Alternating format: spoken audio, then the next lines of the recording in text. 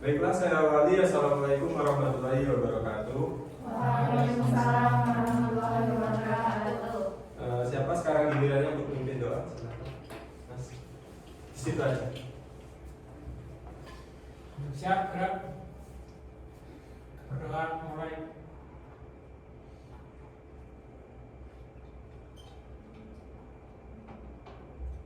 Selesai. Gimana kabarnya anak-anak hari ini? Alhamdulillah baiklah. Alhamdulillah. Siapa yang tidak berangkat ini? Ada nggak? Ada Mbak Afifah, sama Mas ya. Saya sama Mbak. Keterangannya apa? Mbak Afifah izin. Saya sama saya tanpa keterangan. Apa ya? Apa? Oke, sebelum mulai pelajaran silakan dirapikan dulu tempat duduknya. Kayaknya ini biar lebih konsentrasi lagi. Baik, Pak. Minggu lalu Bapak sudah menyampaikan ya bahwa pertemuan hari ini kita tentang apa? Ada yang tahu? Keberagaman dalam masyarakat belajar wisata. Bagus, Mbak Puji, berarti sudah dipersiapkan ya hari ini. Pertemuan hari ini yaitu materi kita bab 4 tentang semangat kebangkitan nasional tahun 1908. Nah, jadi tujuan pelajaran pada hari ini yaitu nanti kalian dapat mengetahui tokoh-tokoh perintis pejuang kebangkitan nasional, dan nanti kalian dapat mengimplementasikan dari sikap gotong royong, persatuan dan kebanggaan terhadap bangsa Indonesia. Nah, nanti Bapak akan menjelaskan materi melalui PowerPoint. Kalian silahkan disimak. Nanti akan ada diskusi kelompok, Bapak bagi kelompok. Nanti akan ada presentasi dan penilaian akan Bapak nilai dari hasil presentasi itu. Baiklah, saya persiapkan dulu.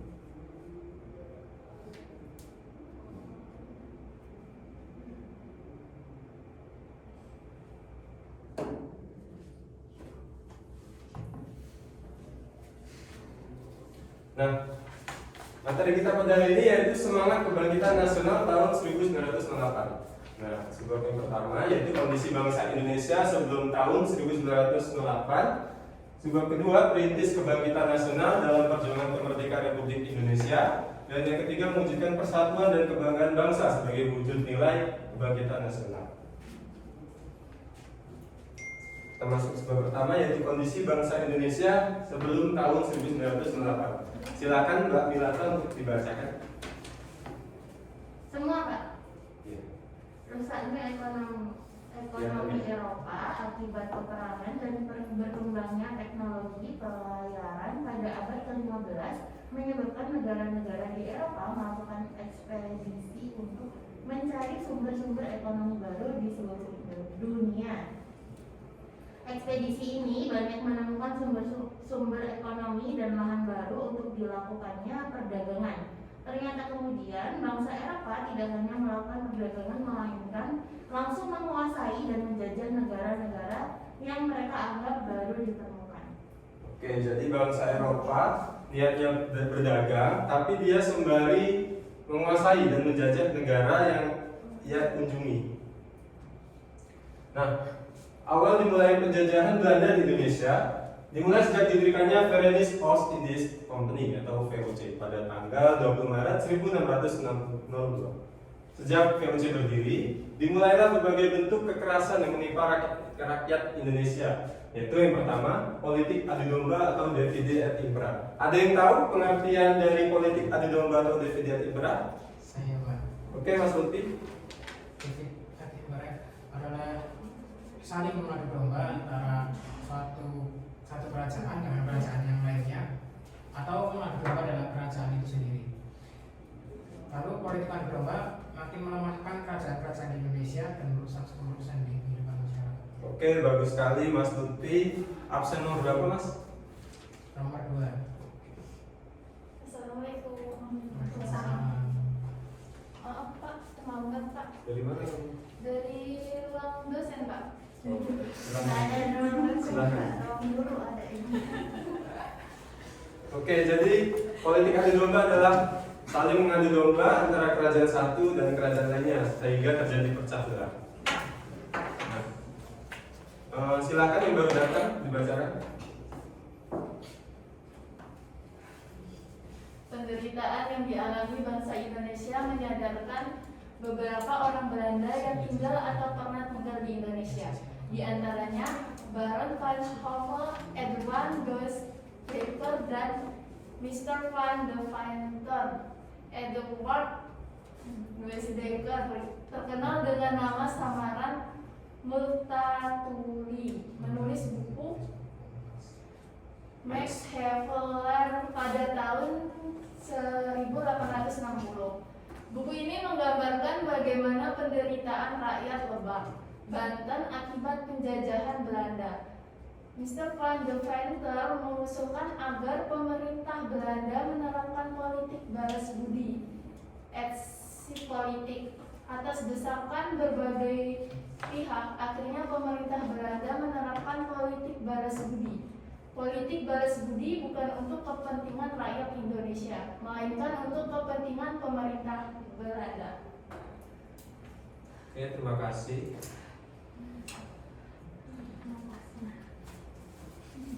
Nah, tadi kerja Rodi. Selanjutnya yang tadi kerja Rodi adalah kerja paksa. Ini diterapkan oleh Dendels pada tahun 1808 hingga 1811. Nah, ini kerja Rodi ini adalah guna membangun jalan sepanjang Pulau Jawa dari Anyer hingga Panarukan, yang mana tujuan pembangunan jalan ini adalah untuk kepentingan militer Belanda. Kemudian yang ketiga, tanam paksa. Ada yang tahu tanam paksa ini diterapkan oleh siapa dan pada tahun berapa? Ya Pak. Ya, Mbak Puji. Peraturan tanam paksa diterapkan oleh Gubernur Jenderal Hindia Belanda Van den Bosch tahun 1828. Oke, bagus. Absen nomor berapa, Pak? 19 Pak. Oke. Nah, jadi tanam paksa ini adalah mewajibkan rakyat Indonesia untuk menanami sebagian dari ladang atau lahan perkebunannya dengan tanaman yang sudah ditentukan oleh Belanda. Nah, nanti hasilnya ini yaitu diserahkan kepada Belanda seluruhnya.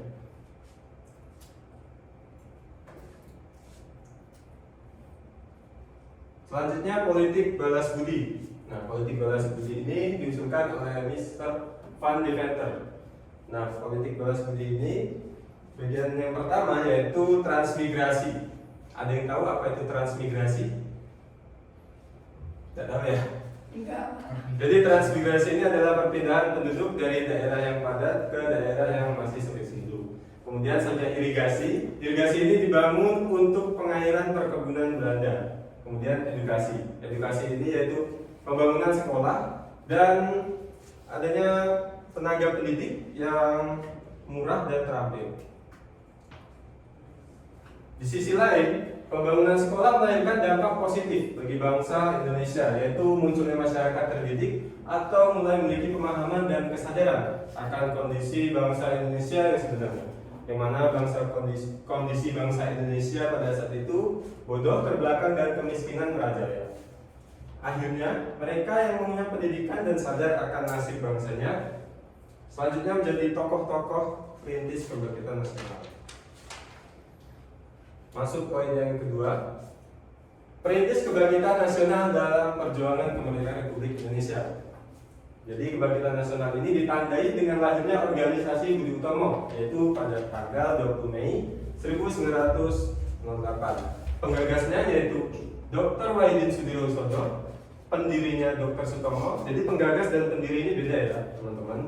Kemudian diketahui oleh RT Tirtokusumo.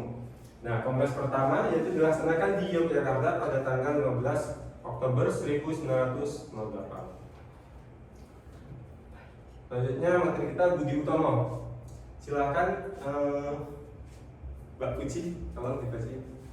Budi Utomo berasal dari kata Sanskerta yaitu budi atau budi berarti keterbukaan jiwa, pikiran, akal, atau pengadilan, yang juga bisa berarti daya untuk membentuk dan menjunjung konsep dan ide-ide umum. Adapun perkataan Utomo berasal dari utama, yang dalam bahasa Sanskerta berarti tingkat pertama atau sangat baik. Program Budi Utomo lebih bersifat sosial. Tujuan Budi Utomo yang telah diterapkan saat Kongres di Yogyakarta yaitu kemajuan yang harmonis antara bangsa dan negara, terutama dalam dalam memajukan pengajaran pertanian, peternakan, gambling, teknik, industri, dan kebudayaan. Oke, terima kasih Mbak Puji. Sampai sini ada yang ingin ditanyakan? Saya Pak mau tanya. Oh ya, Mbak Nelly silakan. Kenapa program Budi Utomo itu sifat sosial ya Pak, enggak politik atau ekonomi atau yang lainnya? Oh ya, selain itu ada yang ditanyakan? Program Budi Utomo lebih bersifat sosial. Ini karena pada saat itu kalau ingin ke politik, ini kondisinya masih belum kondusif. Pada saat itu masih di bawah tekanan peraturan Belanda, jadi masih belum bisa lah. Ada yang ingin ditanyakan lagi? Oh ya. Makasih Pak jawabannya. Oke, sama. Selanjutnya, mewujudkan persatuan dan kebanggaan bangsa sebagai wujud nilai kebangkitan nasional. Yang pertama, mewujudkan persatuan Indonesia. Bisa dibacakan Mbak Sanji contoh sikap positif? Contoh sikap positif yang berkaitan dengan nilai-nilai kebangsaan yang terkandung dalam Undang-Undang Dasar Negara Republik Indonesia tahun 1945. Yang pertama, nilai religius. Yang kedua, nilai kemanusiaan. Ketiga, nilai produktivitas. 4, nilai keseimbangan. 5, nilai demokrasi. 6, nilai kesamaan derajat. 7, nilai ketaatan hukum. Oke, terima kasih Mbak Sanji sudah dibacain.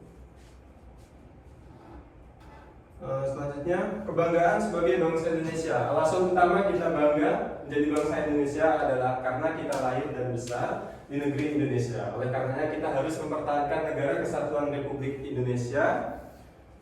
Modal utama untuk tetap tegaknya negara kesatuan Republik Indonesia adalah persatuan dan kesatuan di antara bangsa Indonesia. Persatuan sebagai bangsa tidak akan kuat apabila kita tidak memiliki kebanggaan terhadap negara Republik Indonesia. Bangga sebagai bangsa dan bertanah air Indonesia terwujud dalam bentuk merasa besar hati atau merasa bahagia atau merasa gagah menjadi bangsa Indonesia. Rasa nasionalisme yang tinggi akan membawa kita menjadi bangsa yang lebih baik dan terus berkarya dan membangun kebanggaan untuk bangsa dan negeri kita tercinta. Oke, materi sudah saya sampaikan. Sekarang kita bagi menjadi 2 kelompok aja ya. Kita diskusi sesuai dengan yang Bapak sampaikan tadi. Bapak akan membagikan lembar kerja kelompoknya. Kalian silahkan mengisi pertanyaan yang Bapak berikan. Nanti perwakilan kelompok maju ke depan salah satu saja.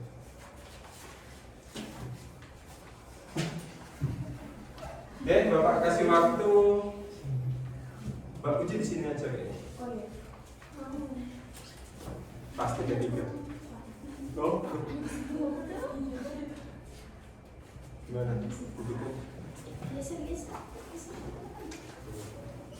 Bapak kasih waktu hingga pukul 11. Silakan kalian diskusikan. Pak, ini pembagian kelompoknya gimana ya? Kampus pertemanan keluarga. Oh iya, ini kelompok 1 ya.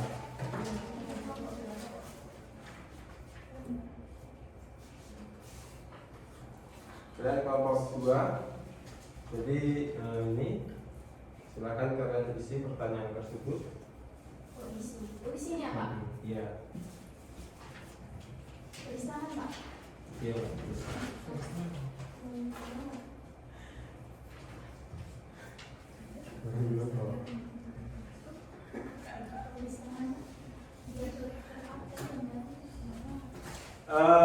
Sepertinya waktunya sudah cukup. Belum Pak, bentar lagi. Oh, belum selesai. Oh iya. 15 menit lagi Pak. Ini belum Pak, susah soalnya. Oh iya. Bagian mana yang susahnya? Cabang Pak, soalnya berkaitan dengan nilai-nilai. Kayak gimana Pak? Nilai-nilai kebangsaan. Ya, jadi ini kalian Tulis ini ya Pak. deskripsikan. Deskripsikan. Misalnya nilai itu gitu harus dideskripsikan gitu ya Pak? Iya. Oke. Jadi kesulitan. Kelompok 2.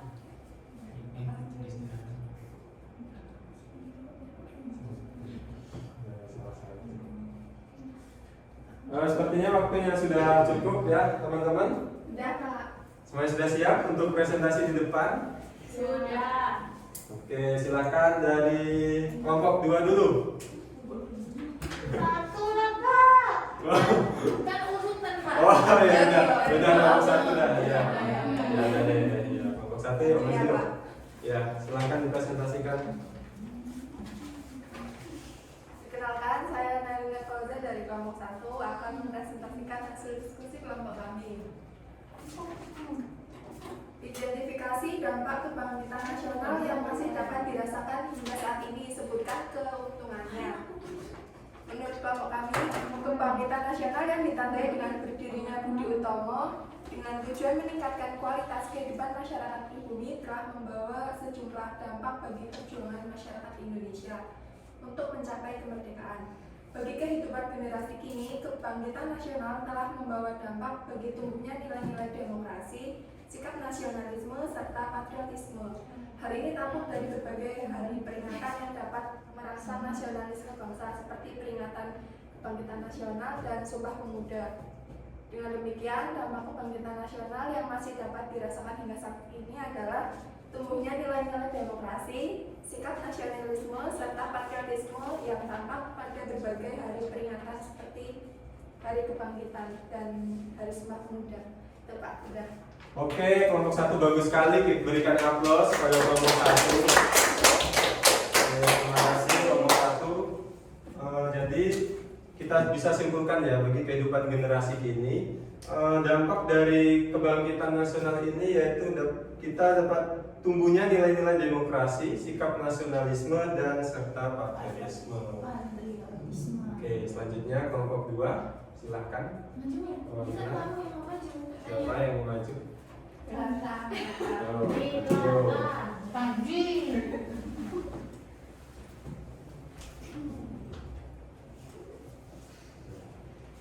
Mbak Sanji. Perkenalkan, nama saya Sanji Kristi dari kelompok 2. Di sini pertanyaannya, contoh sikap positif yang berkaitan dengan nilai-nilai kebangsaan yang terkandung dalam Undang-Undang Dasar Negara Republik Indonesia tahun 1945. Yang pertama, nilai religius, yaitu percaya dan takwa kepada Tuhan Yang Maha Esa sesuai dengan agama dan kepercayaannya masing-masing menurut dasar kemanusiaan yang adil dan beradab, hormat dan menghormati serta bekerja sama antara pemeluk agama dan pemanut-pemanut kepercayaan yang berbeda-beda sehingga terbina kerukunan hidup. Yang kedua, nilai kemanusiaan, yaitu mengakui persamaan derajat, persamaan hak, dan persamaan kewajiban antara sesama manusia dan saling mencintai sesama manusia. Selanjutnya yang ketiga, nilai produktivitas, yaitu perlindungan terhadap masyarakat dalam beraktivitas menuju kemakmuran. Sarana dan prasarana yang mampu mendorong masyarakat untuk kreatif dan produktif. Dan yang keempat, nilai keseimbangan, yaitu menjalankan hak dan kewajiban sebagai warga negara yang proporsional, tidak memaksakan kehendak, saling toleransi, tolong-menolong, rukun, damai, menghormati perbedaan agama dan kepercayaan, persahabatan, serta membela dan melindungi yang lemah. Sudah Pak. Baiklah, bagus, berikan aplaus pada kelompok 2. Jawabannya banyak ya teman-teman. Jadi intinya adalah banyak sekali ya sikap positif yang berkaitan dengan kebangsaan. Ini harus kita terapkan dalam kehidupan sehari-hari. Baiklah, sebelum Bapak akhiri, Bapak ada pertanyaan nih buat refleksi aja dari yang Bapak jelasin tadi. Ini dapat nilai tambah nih, dapat nilai tambah. Cepetan nih, siapa nih? Pertanyaan yang pertama yaitu pada tanggal berapa kebangkitan nasional diperingati? Saya Pak. Yo. Pak, saya dulu Pak. Sudah just sweet. Yo, sweet yo. Gimana sih? Sweet. Aku nggak ada sweet gini sama dia sampai Oh, gunting batu kertas. Udah. Gunting batu kertas. gunting batu kertas. Ya. Jawaban 3 lah Pak. Oh ya udah, kayak kali udah. Udah fix kalah. Ya Mbak Naili silahkan dijawab. 20 Mei Pak. Kebangkitan 20 Mei. Iya. Yang benar. Bener Pak, kalau 20 Mei Ya ada bagus. pendidikan. Absen berapa Mbak Naili? 12. Pak. Gak mau selesai Kamu ngapain? Suruh plus Pak. Dari mana? Hukum Pak. Nyanyi Pak. lama banget. Pak Ini udah nyanyi. telat setengah jam ini. 2 jam ini, 2 jam. Pak nyanyi Indonesia. Sudah, silahkan duduk. Masih Pak. Nanti kamu saya kasih tugas sendiri ya. Iya Pak. Pertanyaan yang kedua, siapa penggagas lahirnya Budi Utomo? Yo, Siapa? Saya 3 orang nih, 3 orang. Oke, Pak. Oke, Pak. Oke, Pak. Yuk, kampreng. Ampun.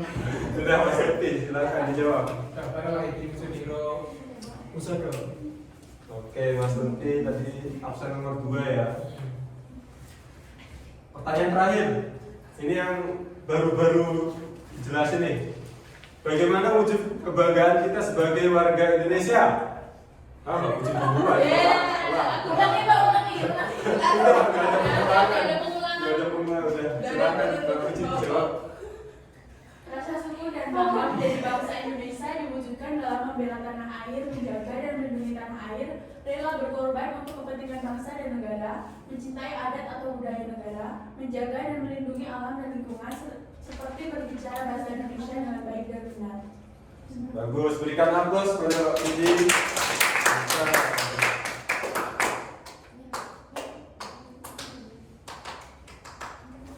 Nah, ini waktunya udah mau habis ya, teman-teman. Udah habis dari tadi, Pak. Udah dari tadi. Oh ya udah. Jadi kalian hari ini itu sangat luar biasa sekali, lumayan aktif, dipertahankan ya semangat belajarnya, jangan lupa jaga kesehatan. Untuk pertemuan berikutnya kita akan masuki materi tentang Sumpah Pemuda. Silahkan dipersiapkan ya, Bapak beri tugas kalian untuk membaca-baca buku di rumah supaya besok pertemuan pada selanjutnya kalian sudah mudah memahaminya. Baik Pak. Pak. Ada pertanyaan? Enggak Pak, enggak. Udah Udah habis, bisa, Pak. Pak. Oh ya, silakan tadi yang memimpin doa untuk dipimpin berdoa penutupan hari ini. Siap, Kak. Siap Bro. Siap kelas, baca Silakan.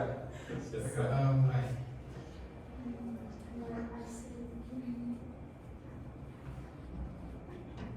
Selesai.